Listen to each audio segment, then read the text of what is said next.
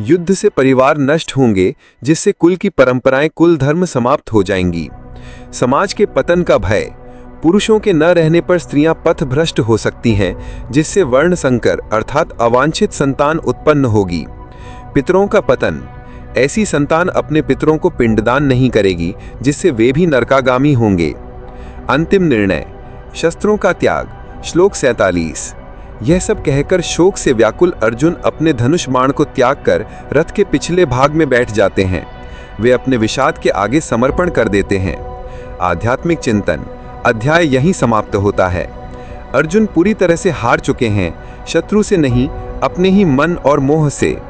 उन्होंने एक निर्णय लिया है, लेकिन यह निर्णय भावनाओं और आसक्ति से जन्मा है, विवेक और धर्म से नहीं। उनका यही समर्पण भगवान कृष्ण के उपदेश के लिए द्वार खोलता है। पात्रों के आंतरिक भाव। अर्जुन, हर जीव का प्रतिनिधि। अर्जुन इस अध्याय में हर उस मनुष्य का प्रतीक हैं जो जीवन में कर्तव्य और भावनाओं के बीच उलझ जाता है।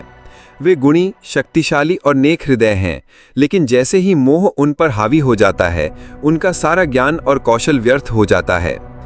उनका धर्म संकट सार्वभौमिक है। श्री कृष्ण साक्षी भाव में स्थित गुरु। इस अध्याय में श्री कृष्ण अधिकतर मौन रहते हैं, लेकिन यह मौन अत्यंत शक्तिशाली है।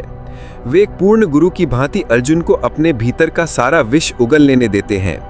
वे समाधान देने से पहले समस्या को पूरी तरह से प्रकट होने का अवसर देते हैं। उनकी शांति अर्जुन के आंतरिक तूफान के ठीक विपरीत है।